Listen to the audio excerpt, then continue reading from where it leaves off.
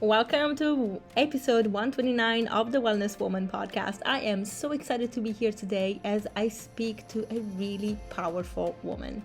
Asia Suler has created an online business that is truly transforming people's lives, especially women, empath, and sensitives. Asia has a wonderful story. Listening to her intuition, learning from her struggles, and coming out on the other side, teaching us how to become the better versions of ourselves, especially when it comes to having our own business and truly staying attuned and authentic to ourselves in a business world where we can feel that we need to be in a certain way that doesn't align always with who we want to be.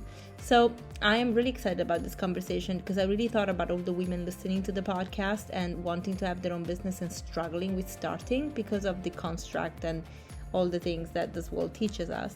So here you will actually learn how wonderful it is to be your own boss, but also creating something authentic. And yes, people need what you have to offer. Now, before we get into this, a big shout out to my affiliates. I want to give Namabel, of course, a big shout out as I do every week because I love them. If you want to save 10% on their juicers or milk maker, please check it out in the show notes. Equally, if you are interested in supplementing your diet, already healthy, I hope, and plant-based, with a wonderful green powder and protein powders, then Newzest is your guy. Newzest is wonderful, really pure ingredients, and they've been created to support the founders owners who has been living with MS for a long time and really thrives with proper medication, lifestyle, and of course the supplements through this brand. And then Lumen is my wonderful metabolic tracker that I really love to talk about because it's taught me so much about the way that my body reacts to food, fasting, exercise, stress, hormonal changes, you name it.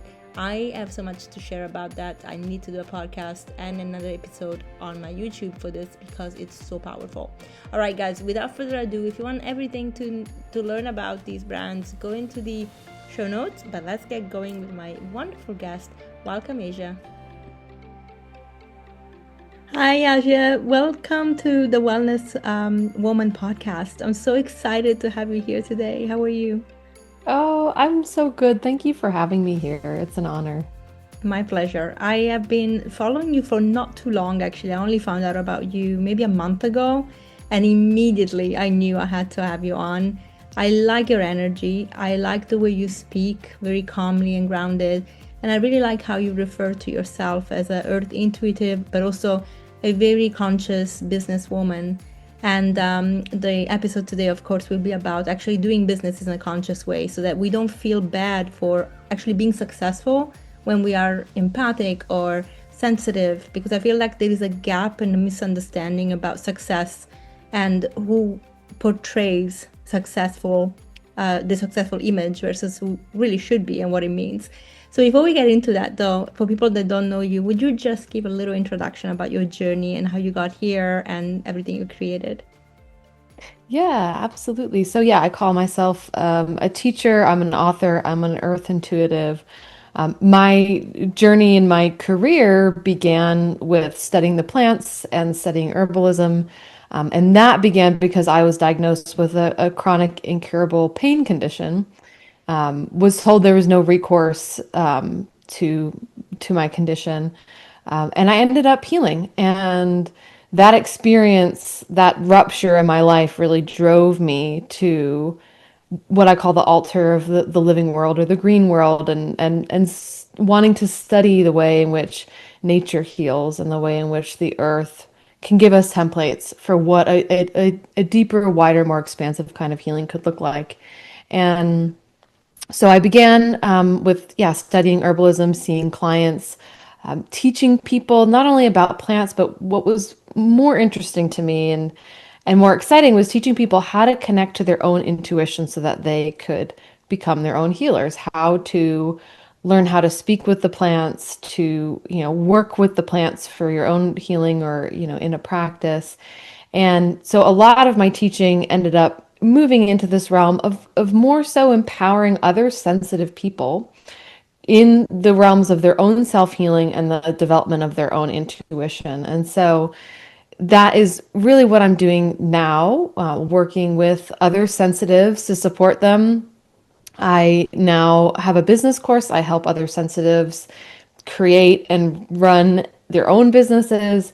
And I also have programs specifically for sensitive people to learn how to develop their intuition, talk to plants, how to work with the magic of their nervous system. Sensitive people we have unique nervous systems. And so I have classes that specifically focus on helping other sensitives to flourish on this planet because I think so many of us feel overwhelmed by being here and for good reason, but there is another way to be. There's another way to experience being alive, and I'm really passionate about helping other sensitive people find that. Amazing. Thank you for that. Okay, we need to dive into quite a few things because also, as you mentioned, you are also an author, and so I would like to actually go into that at some point as well. But one thing that definitely came to me while you were talking is you have created a very organic pathway for yourself. It's about your authenticity because I think a lot of us are met with this resistance from the world where if you are too sensitive, it's a bad thing, right? So we tend to sometimes shut down some of the gifts that are naturally given to us. And your tagline for your podcast, for your courses and your website is remember we are here to remember who we are. So it's really about remembrance. And I love for you to break down what that means because people are like, but what am I supposed to remember? Like, was I here before? Hmm. Yeah. Yeah. I think that, especially for sensitives, we have a lot of, we've had a lot of exposure in our nervous system to fulfilling roles for other people, to tracking what we think other people need, other people want, and losing sight of our own inner impulse, of our own connection to what I call our wider selves or our souls. And we start self abandoning to fulfill these other needs for other people and or what we perceive to be these needs. And remembering why you're here, it's really bringing you back into the center point of your own self. It's connecting you again with, yeah, your stream of wisdom, your wider self, your higher knowing. And that is why we come here, I think, to this planet. The purpose and the journey behind being human is to be a unique self, to have a unique path. And in these moments when we're in times on this planet where there's so much intensity, there's so much overwhelm, and specifically for sensitives, there's so much that's asking for our attention. There's so many ways in which you could sort of give away your energy in this world.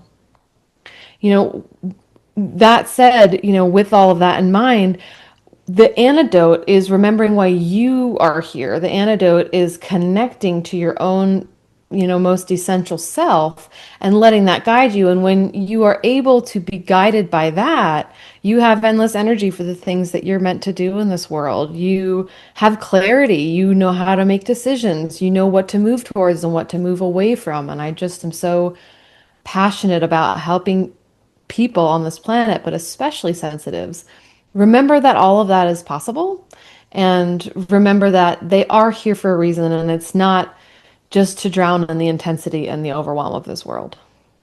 And with this in mind, have you found that most people that found themselves not keeping true to their intuition, not staying true to themselves, are women? Because there's a very feminine energy when it comes to you. Like it's very motherly, nurturing, and I know that there are men that bask in that energy too, which is beautiful, but most men don't.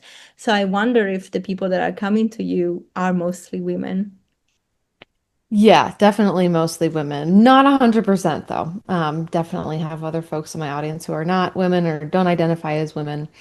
And, but I will say that, part of that's the energy of what I project and what I bring in, but also part of that is cultural conditioning. Women are socialized to self-abandon. It is like part of our part of our training, often from a young age, to override our instincts, override our intuition in favor of, fulfilling the needs that other people are projecting and asking for in this world. And so I absolutely see sensitive men and sensitive non-binary people entering into my audience with a similar, similar background, similar makeup. But I think one of the reasons why it is majority women is because there is such a strong cultural overlay. And I think for a lot of women, it feels distinctly dangerous to step out of the caregiving, caretaking roles that we as sensitive women often land in. And, there's really real reasons for this. Normally, we have that programming inside of ourselves because at some point in our life, it wasn't safe to completely follow our intuition, to completely follow that inner voice. We had to appease and fawn and people please in order to survive, something probably in your developmental years, made it, whether it was your school, your culture, your family, made it so that there was actually a high value placed on you as someone who could meet other people's needs and could accommodate and could override your own instincts. And so, naturally it follows that then as we become adults, a lot of us who have been socialized as women are ready to undo some of that conditioning and programming so that we can really fulfill the roles that we came here to sit within. And you actually segue into something that I wanted to ask you. Obviously, you are part of the society too. And before actually having this awakening, this feeling that you had more to offer, that you had to remember who you were, what was the conditioning like for you? How did that stop you from achieving the things you wanted to achieve, or maybe even making you feel like you didn't really know how to fit in this Mhm. place? Yeah, every sensitive takes a different path. And for me, one of the paths that I took to try and manage like the overwhelm that I felt in the world, tried to manage abusive relationships and situations in my life was accomplishment. And so for me as a teenager, I got on this track of like, I'm going to get straight A's. I'm going to be the star student. I'm going to go to whatever college I want to go to. And so that can be a little insidious for folks too, because we're really rewarded for accomplishment and productivity and all of those things. So my unwinding process, well, my body's a very loud communicator, and I find this is true for most sensitives. And so my unwinding process started when I developed chronic pain and chronic infections in my late teens. And that was a wake up call for me that continued to roll on in different capacities. It's like you hit these different levels of awakening with each crises you have in your life. And so my whole 20s was marked by chronic pain and then chronic illness as well. I contracted Lyme disease and dealt with that for years. And so each one of these like wake up calls basically were showing me the ways in which I was like fracking my own energy, instead of really being able to just like allow the energy that I have to flow through me naturally into the world. And so much of that is because of the really heavy burdens I was putting on myself around pressure and expectations. And yeah, it's a big deal to start to unwind that when you're rewarded societally and culturally for overriding your capacity, for overriding your inner needs and instincts, for overgiving. And so yeah, but I noticed, as I sort of was on this journey of step by step, starting to unwind some of these patterns inside myself, that the more I unwound those patterns and was able to sit with a part of myself that was truly afraid of what was going to happen when I stopped doing these things, the more easeful my life became, the more successful my business became, the better my relationships grew. And so it's one of those things, and I often tell sensitives this, that it's like there's a river and it's right there, but in order to drink from it, you have to walk through this brush fire, this like line of fire. And that line of fire is what happens in your nervous system when you do the thing that goes against your conditioning, when you say no to something, when you set a boundary, when you stop overgiving. But I promise you, on the other side of walking through that fire is a river that you get to drink from and be nourished and refill your wells. And that gives you the energy to keep making these shifts in your life, to keep remembering why you're here, and to keep, yeah, stepping into the gifts that you carry. And when it comes to this upbringing, this conditioning, clearly we are first exposed to what the world expects of us from our parents. And you can choose not to answer this question, but I was just wondering if you would be comfortable maybe sharing your upbringing a little bit. and where, if you felt like you had parents that had the tools to support you or perhaps didn't.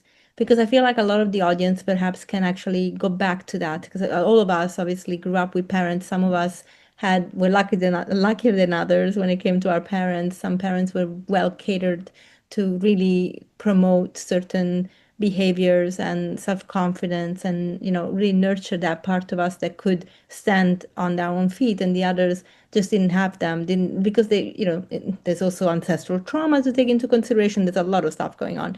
So if you had to go back to your childhood, what were the things that you think maybe could have been done different, if any, or that maybe really supported you then in taking the steps that you have as an adult? Yeah. Yeah, well, my parents, they are really wonderful people and they're both psychologists. So, from very early on, there was an understanding about, like childhood development and, the psychological components of raising a child and also like very, very loving, very, very supportive people. So in that way, I like incredibly lucked out in life. Um, and I think the time and the era that they were moving from and the ancestral challenges that they are metabolizing meant that it was challenging for them to attune to me, to understand like what I needed as a sensitive person, to understand yeah, what I was moving through in my life. I also think that they are sensitive, and and this is something that often happens too, is that sensitivity runs in families. This is a genetic trait, and so sometimes what we see really sensitive parents who definitely didn't receive the attunement that they needed in their life, and maybe were also in like really dangerous or abusive situations. And so, our it's like each generation, that we do better. And but a lot of times what we're seeing is sensitive people who did not get the right kind of like belonging, love, connection, and attunement that they needed, then raising sensitive children. And I think that there's something with my generation in particular, I'm a millennial, where I'm seeing a lot of this like change happening too with child rearing. And I'm a mother, so I'm like living it too. I'm like living how to like, whoa, it's intense to show up for a really sensitive little being. Like I get the challenges. And so I think that for me, while home, I was very lucky to have home feel a place of love and acceptance. I still struggled with understanding myself and having the tools to navigate what is like a very, very sensitive body and nervous system. And, some of the ways in which then I became like an overgiver or a caregiver, then like embroiled me in even more challenging situations down the road. Like, for example, getting into like severely abusive relationships, psychologically, emotionally later in my life. And when I started dating, and some of that setup does come from being sensitive in a world that doesn't understand like how to approach sensitivity, how to care for sensitivity. And so we're in a really big healing and reclamation process right now. And like every single move that we take towards self-trust and back towards being in touch with ourselves makes a ripple of change in this world. And that's exactly what we need is ripples of change. Yeah, wow. That is powerful, because a lot of the times, obviously you are coming from a home of love and support with parents that, and like, we're really catered to be good parents at, and at least like generically, okay, some of the details about attuning to you maybe a little more challenging. They didn't have, we didn't speak about these things years ago. Like they didn't have that, as you said, they might have been sensitive that didn't get the support either. So there is Mhm. that. But it's fascinating how, however, you still ended up being with people that abused you, emotionally, psychologically, even though you had the foundations at home. This is like, just to say, because a lot of the times parents guilt themselves if something goes Mhm. really wrong with the child that they have, especially during teenage years, not understanding that, well, first of all, we all have a journey. We need to learn something. So things will happen to us for a very specific reason. and hopefully we learn from it and we grow from it. But generally speaking, when we talk about it psychologically, just from a therapeutic or medical point of view, especially with the conversations about the elements that make us unique to having some attachment styles. Like you should have been a secure attached person because you came from a home where it seems like your secure attachment was nurtured, like your parents were there for you, they were pretty stable in how they supported you and showed up, and yet you ended up being have an insecure attachment to maybe somebody that perhaps was more avoidant. So avoidants generally tend to be more abusive because they don't know how to modulate and regulate themselves. So they would just project a lot of abuse on the other person next to them. Of course, there is also like the spectrum of total like sociopath and psychopath, but I don't think you Yes. dated those. I hope not. I But did. you I did. did. Yes, Oh I no. did. Hmm. Okay, maybe you need to share a little bit more about this because I feel like it's really powerful for us to know because we all been into these situations when at some point. Yeah, well, I've been really blessed to have mentors in my life who've helped me, in the field of psychology and child development, all that, who's helped me understand that what we call like empaths, some of that is like we're born with sensitivity, we're born with empathy, we're born with things that we know we want to work on, propensities towards certain things. And there's a reality in which like empaths are also made. And it can be something like as severe as early childhood abuse. It can also be that someone in your family was experiencing depression, chronic pain, anxiety. And so you are responding to the field. You're responding to your caregiver's nervous systems. You're responding to the relational field. And so it's often true that if you are an empath in particular, that you've probably had exposure to narcissism and sociopathy and pathological people at some point. It's just the makeup. It's just what happens, and there's like a magnetism, and so I think that it's an important like affirmation point, I think, for folks who are empathic, because there can often be the story of what is wrong with me Mm. that I put up with this person or I attracted this into my life. And people have this story no matter how old they were. People have this story even when they were like little children, like what is wrong with me that my parent treated me like this or something like that. Because that's another thing, right? Is that there can be this level of having that narcissistic or sociopathic abuse happen when you're much, much younger. And, just to say that it's almost like the way I understand it is like there's like these choice points. There's like this two choice point for like a soul under like extremely hard duress. And those choice points, right, are to move more towards what we would call like a narcissistic spectrum. And the other choice point is to move more towards an empathic spectrum. And so if you are an empath, like basically you chose to stay connected to your soul. But what that does mean is that you're gonna kind of always have a tracker out for the nervous system that's having a hard time, for the person that is wounded, for the pain, and it's not something that we're trying to make disappear because it is what makes us empaths. What makes us so compassionate. But the update is knowing that it's not our job to fix that person, to fix this situation, to make the pain go away. That pain is actually an important part of existence. That pain is information. We know this inside the body. That pain lives in the brain, and the brain manufactures pain to say, hey, there's a problem here, like let's pay attention. So when we try to take pain away from people, what we're doing is we're taking away their ability to learn from the message of that pain. And that's often why empaths are drawn to or end up drawing to them folks on that narcissistic sociopathic spectrum, because those folks carry a lot of pain. Mhm. And so, yeah, I'm like, bless our hearts as empaths. It's just one of the things that we probably have encountered in our life. And my experience with it is that the more you learn and grow, the less it happens. And I do think that for many people there might be like a really important like choice point of like letting go of a certain relationship in their life that is very consuming, that has those markers.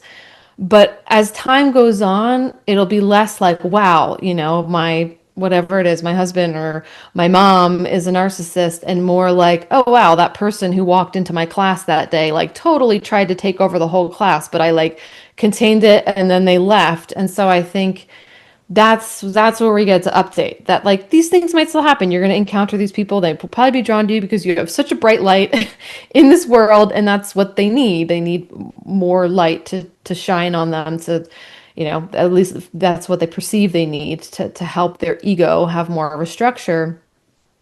But that the frequency diminishes and the duration also diminishes, and your own capacity, your own self-awareness, your own empowerment means that you can like spot it right off the bat, and you can trust yourself in spotting it. Because I think that's another thing, is that because we live in this world where we were told not to trust our bodies, not to trust our intuition, not to trust this inner voice, we doubt ourselves when our bodies clearly say, when someone like this walks into our field, no.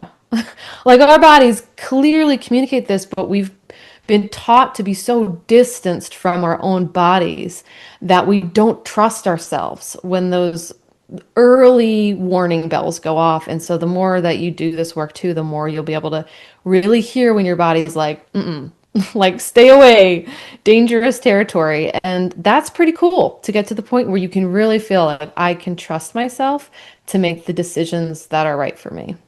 Yeah.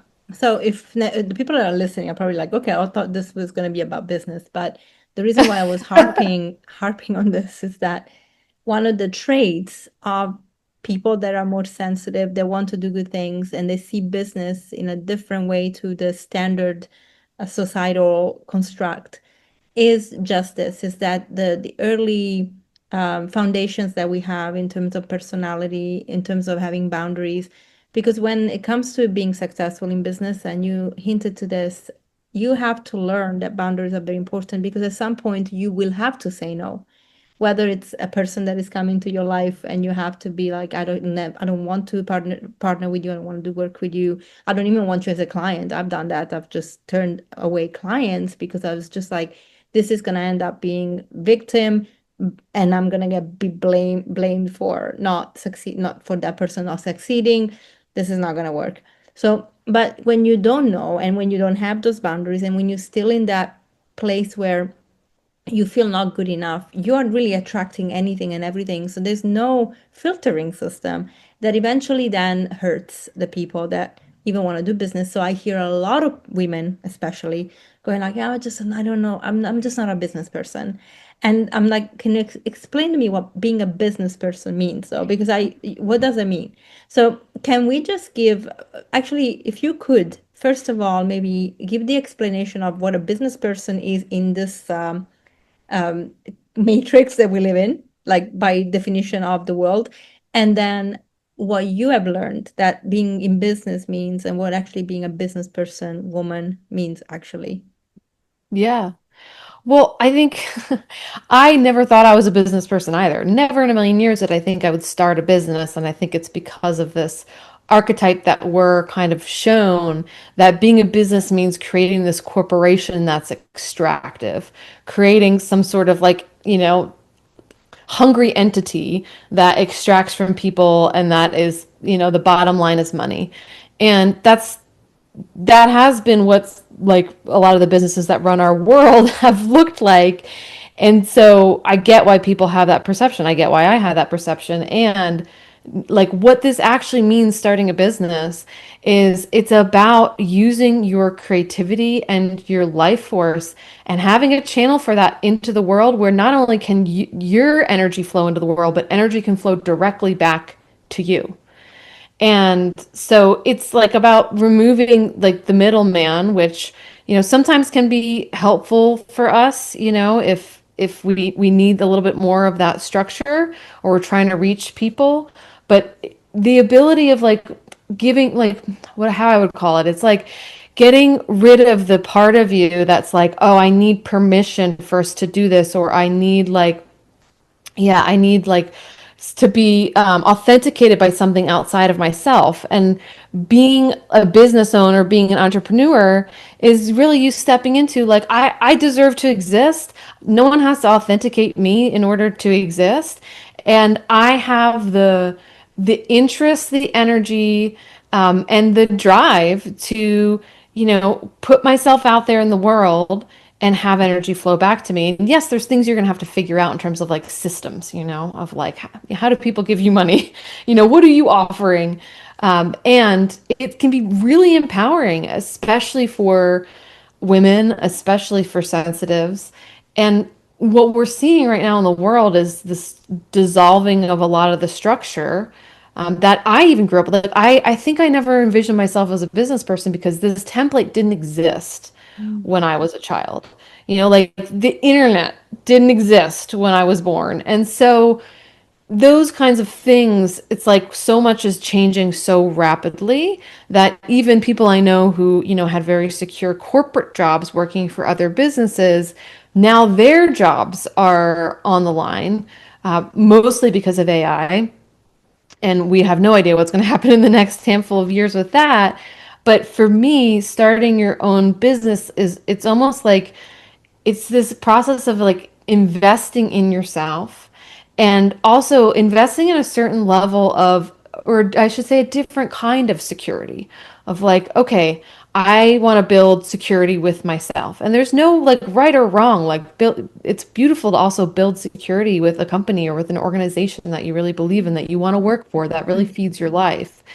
And what I find for a lot of people that I work with is that their gifts are pretty unique, pretty multidimensional, pretty avant-garde, and it's been hard for them to find, an organization or a company that is actually meeting them where they're at. And so for a lot of the people that I've coached, stepping into starting their own business is them liberating themselves to be able to be their full selves and step into the full spectrum of their gifts. Yeah. So this is a very good explanation of moving away from, as we said, like the matrix and what being in business means, like almost this ruthless person that will just take at the expense of the other person. Whether, but I mean, it sounds like you actually are transforming this as, no, I'm here to serve with my gifts so that I can empower the person that is buying from me. So I'm helping them. And this can be true as a herbalist. Of course, people coming to you needing certain plants to heal, or as a massage therapist, people needing a human touch to feel better. And it just that can really help people because we don't touch each other anymore. We barely see each other now, like everything is online. And then, like, with all these kind of businesses, and of course, every part of life where there is a really good intention and a flow and a natural um, need for tapping into our natural gifts, there is also the other side where people come in and they will really materialize or monetize and make things more material, even in these industries where part of it is actually the spiritual awareness. It's the heart that matters more than, the practical things. And so navigating that, because of course, when somebody comes in and becomes a herbalist and then, or actually herbalism, it's probably a little bit more insulated. Like, you can't really mess it up too much. But let's just talk about nutrition, for example. I'm in nutrition and in naturopathy. And I see a lot of people coming in talking about doing nutrition in a certain way that takes it almost away from the food and becomes all about like the drugs again. So, or the supplements, right? And then telling people to buy supplements with fiber when we could eat the fiber. And so there is this element of like scam that comes in and it taints even the best, nicest industry where like I just want to, naturally work. But you're saying being authentic to yourself and shining the light and actually really empowering yourself, you're doing a service to humanity because you're actually going against the construct, which can taint even the best industry that has got a lot of they want to do the right thing. So when people get discouraged from not doing business because they are empathetic, because they are very sensitive, they actually not serving the world and the planet with the things that they should be helping with. This is how we shift things, correct?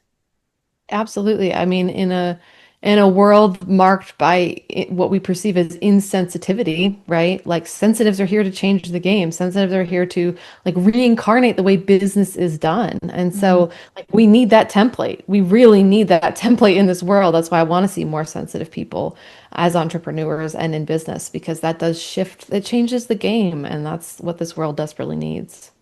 So tell me a little bit more about your business course. What can people expect when they take it? Yeah. Well, the course is called Business as a Spiritual Journey. And there's a lot of resources inside the course, but at the heart of the course is helping people recognize what it is their business is asking them to create. So coming into contact with what I call the consciousness of your business and getting clear on like, what is it that I'm meant to bring in? Who is it that I'm meant to serve?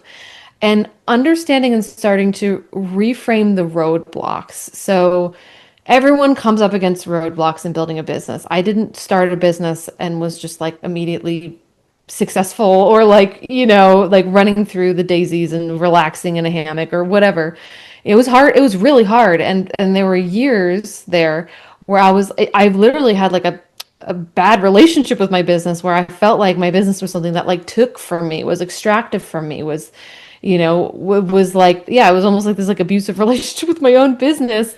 And what I realized over time is that in our world right now, we see our job, our vocation, as like a place in which our higher calling can take root. Because of that, business, especially if you're sensitive, business will become a vehicle for your own soul's evolution and growth. And so the things that come up for you inside of your business that feel challenging, that feel like roadblocks, that feel like failures, they are all here to teach you. They're all here to help you in your wider spiritual journey. And this was something that really came up for me when I started my business. Is I remember thinking, I'm not a business person, I'm not an entrepreneur, I'm a spiritual person. I want my spiritual practice, I want my meditation, I want my journey work, I want my walks in nature. And it felt almost like there were these two separate things. And it was just really funny for me when I finally realized they are not separate, that my business was really like my spirit guide, helping me to see the ways in which I was, yeah, overgiving, not being authentic or honest with myself, stuck in programs of overwork that had to do with trauma. And so your business will show you that. It will be a mirror for you, and it will show you when you need to change, how you need to change, where you need to change. And so it's really, really powerful, honestly, to step into the field of having a business with that perspective. And so in my course, I'm really helping people to unpack that, to see that, and to develop a different relationship with their business. And through that, really have their work flourish in the world. Perfect. And some of the things that come up for people, maybe you can share some tips, especially empath. If they have a business, there are two things that they struggle with. The first one being asking to be paid. Why is it so hard for people to feel that they deserve to get money? Well, we have so much cultural stories and programming around money being like this, literally the root of all evil, right? Like, and we see the way in which money is used as ammunition in this world, the way in which money is stockpiled in an outrageous way, where 99% of the population is operating on less than 1% of the population is. And so of course, what we take what we see, which is really just the effects of long-term intergenerational trauma working itself out in humanity right now. We see that and we attach it to money and the way in which we see money operating. And so, there's that challenge. I see a lot of people coming into my ecosystem who really actually like struggle with money. They are like, I don't want it. I don't want to ask for it. I don't want to deal with it. I think it's bad. And so one thing I try to help empaths with is this concept of positive money laundering, and that like you are someone actually who, when you get money, you do really good things with it. Like when you get money, whatever it is, you buy from your local co-op, you support a friend in need, you buy from ethical companies. Like most empaths I know, if they had more money, they would be able to make better choices, choices that feel more aligned with their heart and their ethos of what Mhm. kind of companies to support, of what to do, with their time, all those things. And so there's that piece. And then there's this other piece where there's a sensitivity for empaths in particular, where we have sort of this constant ongoing worry that somehow we're not good. And it's just one of those things that it's our path on this in this planet, in this life, to reckon with the part of us that thinks that we're not good, that we have to prove our goodness, that we have to, like, never step a toe out of line, to never draw negative attention to ourselves in that way. And asking for something is putting yourself out there. It is. And so anytime you put yourself out there, there are going to be people who then see you. And because they're seeing you, they bring along their lenses, their projections, all that stuff. And so people who are empathic and sensitive, we don't want to be seen as extractive. We don't want to be seen as thoughtless. We don't want to be seen as selfish. That's like Achilles' heel, right? Like we'd rather die than be seen as selfish. We'd rather like languish without enough resources to survive. And so this is part of the training that comes in with having a business, is learning how to ask for what you need and for what you are worth. Because the thing is, you deserve to have money, because the way in which we have our system structured, that's the way you get the energy you need to survive. I wish things weren't structured like that, but that is the structure that we were born into. And so you need that in order to live, in order to do the good works that you need to do in this world. And yes, you will have to walk through that fire of putting yourself out there, being like, well, people think I'm selfish. Well, people think I'm extractive. Is this me engaging with some sort of necessary evil?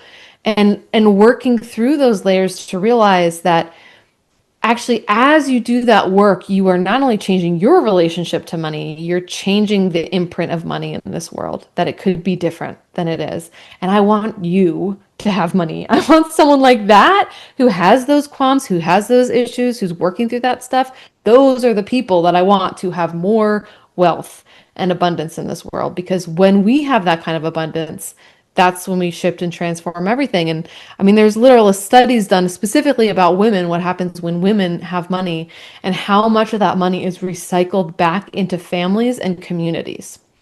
And so just like that one fact alone, that it's like, I forget what the percentage was, but it was very significant, that like upwards of like 60 or 70% goes right back into their communities where women live. And that's exactly what we need right now.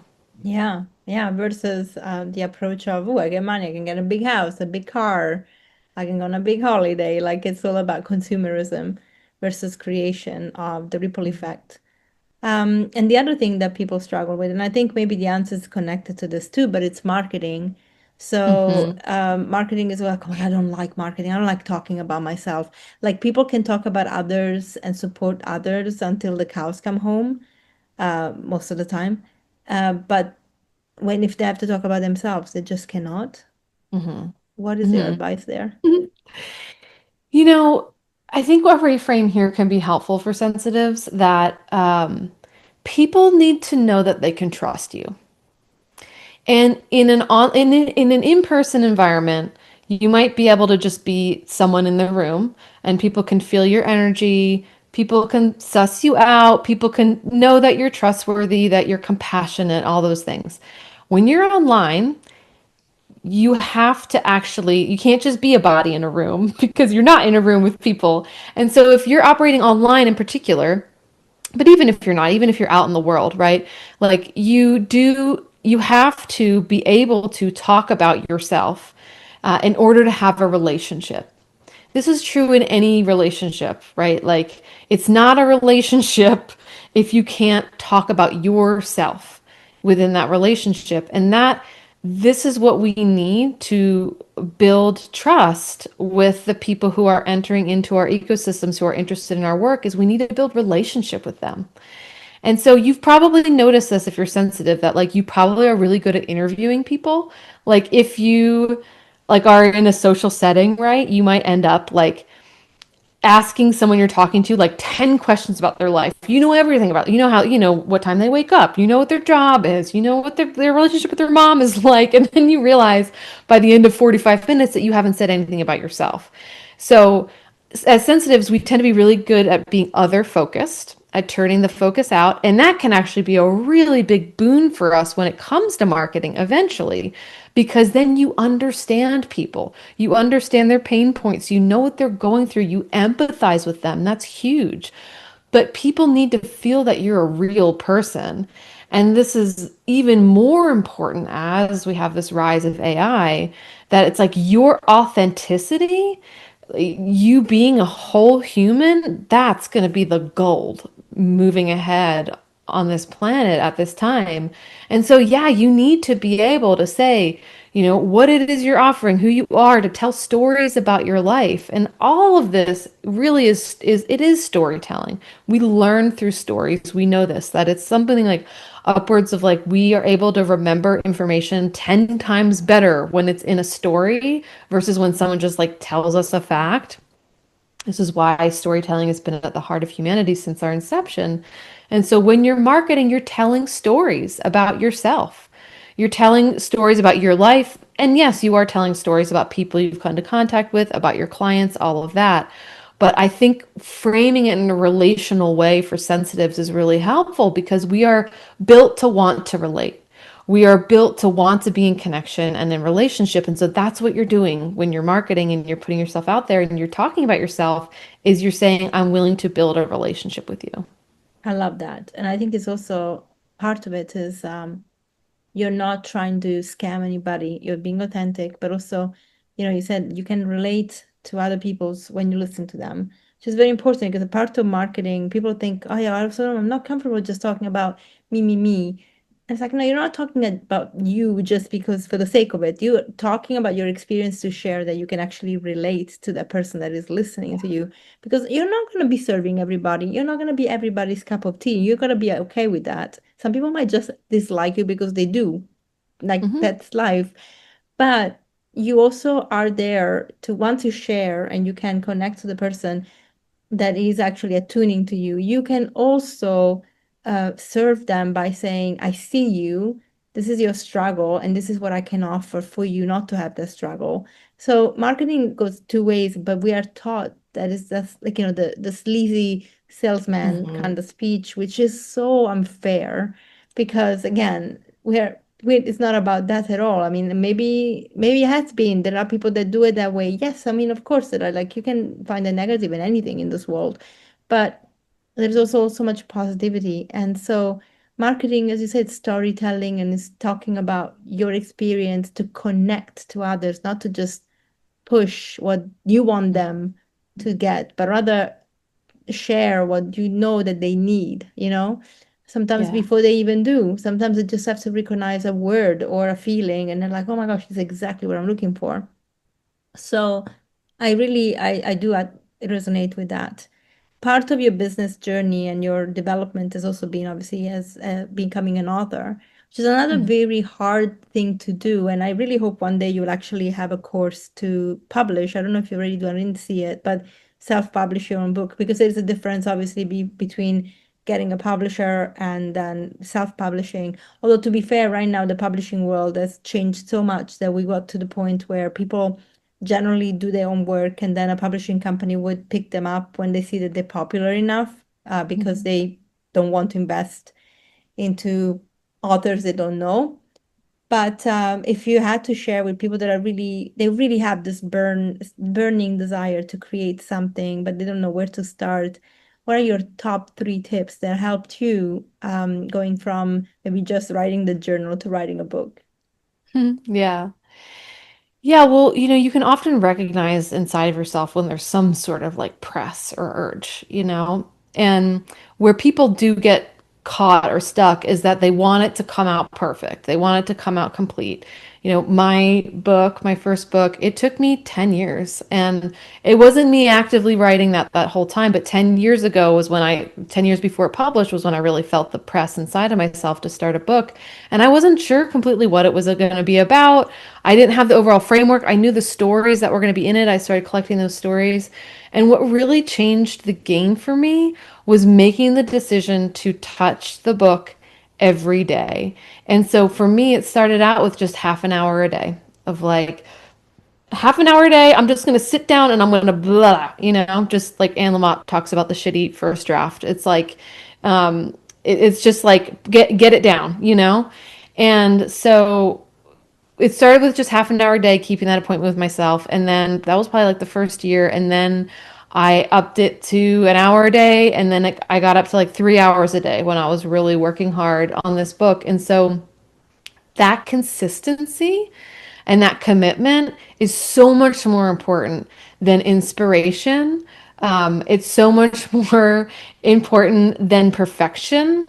And that sounds so unglamorous, but that is how work gets done. Like if you talk to any author, this is what they're going to tell you. And a lot of authors do have they have like goals, like word count goals, like I write 500 words a day, no matter what. And the thing is, even if you think they're bad, you'll look back on it. And this is another thing I recommend is like, don't look at it right away. Come back to it later. And when you come back to it later, you'll notice that there are gems in there, even if most of it is like not usable. There are going to be really big gems in there. And so the more you like are sitting down and practicing, the better. So I'd say that's tip number one. Tip number two is, yeah, books have their own journeys and they're going to take you on that journey in order for you to be the person who can write that book. And so, oftentimes we think, even if it's about like something that happened in the past or whatever, we'll think, okay, I'm going to write this book now and it should be easy because I completed this whole arc. Books will take you on a journey in order to write them. And ultimately, this is important because the gift of writing a book is not publishing the book. The gift of writing the book is writing the book. It's what you learn about yourself, what you integrate, what you touch, what you expand into while you are writing the book. And I had to remind myself of this constantly, especially on days where you want to slam your head against the desk because something is just not going right. You cannot get it. Is that this is the journey. This is what you're here for. And so many of my friends who were authors before I published told me this. They're like, Asia, I'm going to let you know right now, when you publish it, it's going to be like actually feel like a little bit of a letdown. And that even people who are really successful with, their books right off the bat experience that. And it's because we expect that it's sort of like the close of the journey is where like the juice comes in, but actually it's like everything along the way. So the more you can just like enjoy and be in the process and have like a light heart about it, to just be like, okay, this is like, this is part of what I'm learning. And this is, this is why I have this impetus, or this goal to undertake this. And then, yeah, I think the third tip for writing a book then that I would say is sort of similar with that, but is to take your awareness away from that end goal and specifically away from like the publishing piece and keep it within like your creativity. And you will get to the publishing piece eventually. But one thing I see is that when people are too focused on their, like the audience, who's going to be reading it, or, creating something that a publishing house is going to like, blah, blah, blah, they miss out on like the unique blueprint that this book actually wants to have. And so like the more we can be in our own personal channels and our own personal creativity, the better that book is going to be. And for me, I did end up getting a publishing deal and went through sort of the traditional publishing process with my book, but I'm actually interested in a book that I'm working on right now. I'm interested in self-publishing it because I just want to like experiment with that and see what that feels like, because I experienced one thing, now I want to experience another. And I talk about publishing a book in Business as a Spiritual Journey. We have a whole module about that. And once I go through self-publishing, I'll be talking more about that inside that module. But it's a lot of people are familiar with this already, but the publishing world, it is breaking down in a certain way. And it's great if you can get your book published by a big publisher and that's something that you want, or just any publisher. It does take work off your plate. And the people that I see who are supporting themselves more fully from their writing, it's not through publishing their book with a publisher. Unfortunately, like, unless they're really, really big, unless they really Yeah. made it big, most people who I see who are making a sustainable income from their writing are making it from self-publishing or being on something like Substack or Patreon, where you're more direct with folks. So that's just a good thing to keep in mind.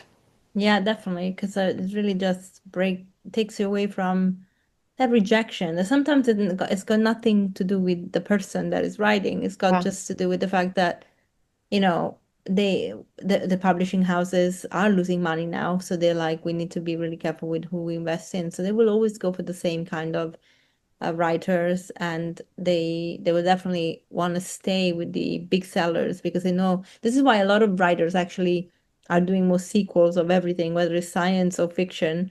They're not just doing one book anymore. It's a sequel and a sequel and a sequel because the publishing houses are pushing them to do more, which can, if you're someone that really wants to write according to your experience, that can be quite frustrating as well because now you're pushed into creating when you're not feeling creative. Mhm. And so it is also, there's also obviously a downside to that.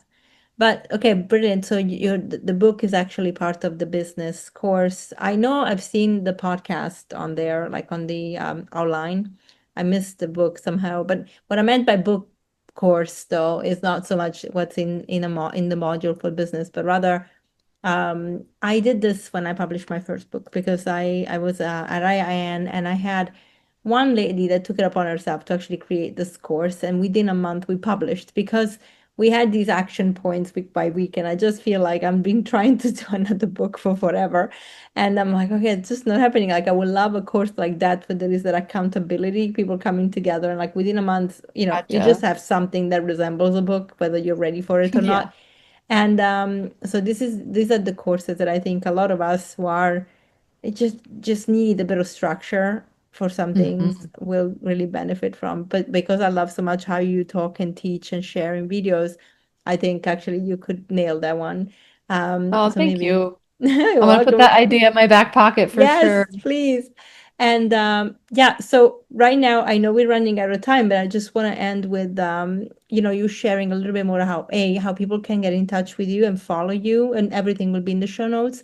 But also, what kind of courses do you have coming up that people really should check in, and even maybe precursor because you run the business course twice a year, I believe, or once a year. So it's So actually open all year round. it is now. So Okay. Okay, mhm. brilliant. So, okay, then tell me everything that you're offering so people can check it out because I think, it's good value, and it will really help a lot of people that are trying to start and they're not sure how to. Thank you. Well, yeah, so my website is my name, asiasuler.com. I'm also on Instagram and Facebook under Asia Suler. And I also have my podcast, which is called Remember Why You're Here, and that's streaming on all podcast platforms. And yeah, over on my website, I have free courses, I have paid courses. The my major courses that folks tend to be really excited about are Business as a Spiritual Journey, and then I also have Intuitive Plant Medicine, which is for folks who are interested in working with the plants for multidimensional healing inside of themselves and their own self-understanding and role in the world. And then I have Earth Angel School, which is my school specifically for other highly sensitive folks. This is my most in-depth program, my most intimate program. It's 12 weeks that we travel together. And this year we have an optional in-person retreat at the end of it. So I'm really excited about gathering together with people in person here in the Blue Ridge Mountains at the end of that. So that it only opens once a year, and we're about to start on April 15th with that program. So yeah, and then there's smaller programs on there too. If the big commitments aren't feeling quite right for you yet, but yeah, it's something that. I love connecting with other sensitives, and it like really lights up my life so much. And I see us sensitives of has having so many gifts to bring to the world. So any way in which I can support you to see and understand those gifts is just, yeah, such a gift for me. So if anyone's feeling called or is resonating with any of this after listening, then I would love to connect with you there. Absolutely. So brilliant. We will share this. It will come out latest next week. So enough time to sign up for Earth Angels and definitely to check out I love that you're doing an in-person retreat. I host Hmm. them too, and they are quite an experience. Like you can walk Yeah. away from something like that feeling so fulfilled because it's amazing to have an online platform and to have the community online, but there is something about having the chance to have a moment of intimacy with somebody, having a conversation that you can feel like the other person is really seeing you. Online it's Yeah. great, like we can see each other from a camera, but like in person there is that energy, like you mentioned before, that you can really perceive, you can feel. And it's powerful because I feel like a lot of us just crave that these days. Mhm. Yeah, I think we're like ready for that again, Yeah. to really like be in each other's presence and to be connecting. And yeah, the last retreat I taught was February 2020. And then Wow. the world changed and I had a baby. And so I'm really excited to be stepping back into that. And yeah, this retreat will be for folks who sign up for Earth Angel School who are part of the school. And so I'm just really just yeah, so excited for this moving Wonderful. back into this world. I'll share everything in the show notes and learn about it to myself. Unfortunately, I mean, in Europe, it's a little more complicated to come over, Yeah. but definitely, I have a lot of my audience is a lot mostly Americans. So for people that are there, especially with the world changing, I think actually finding an event like a retreat where they can really connect and find some peace, energetically in a world that is very chaotic. And the US, I think, is getting battered because of the political situation that you Yeah. have, guys. Not that it's much better over here, but a little bit better. um, it's needed. Like you just need it. Like it's food for the soul. Gosh. Yeah. Yes. Agreed. Absolutely. Well, Asia, thank you so, so much for your time. Really a pleasure to meet you and speak. And yeah, I mean, I love that at the moment I got to know you, your work online, I just knew that you would be a perfect guest. And I'm so happy that the audience gets to see that there is a way to study business and do business and grow into business in a way that is aligned to their soul and not feel like they are being pushed into a reality that just doesn't feel aligned to them. Yeah. Absolutely. Well, thank you for the work that you do in this world. And I'm just really so honored to be here with you and to be connecting with these amazing people that you have gathered here. Thank you. See you soon. Bye. Thank you, Asia. And thank you, everyone, for staying on for the podcast. I truly enjoyed having this conversation with Asia. And I hope that if you didn't know her before, now you really know that there is a resource out there that can help you shine with your wonderful characteristics and unique gifts. I truly attuned with her as soon as I heard the first video a month ago, and I knew I had to have her on the podcast. She is just this wonderful human being that has so much to share. But I also wanted to make sure that you ladies in particular learn how to have your own business and truly thrive being authentic in it, because you have a gift that everybody needs. And you know what? The people that need you will connect with you. So don't be shy, be out there, don't steal from the people that need to find you. On another note, I also want to say that Asia has a wonderful new course coming out now, which is Earth Angel, and it is available in the show notes for you to check out, as well as learning more about her wonderful in-person retreat that she only runs once a year. And so, guys, take advantage of this, check her out, and of course, as always, if you can give us feedback on the podcast, on the episode, please share with your friends, tag us online. The more you do, the more I can grow. And I've noticed that a lot of people that listen to the podcast don't subscribe, even on YouTube. So please, please, please, please do. It really, really helps. All right, I'll see you next week. Bye.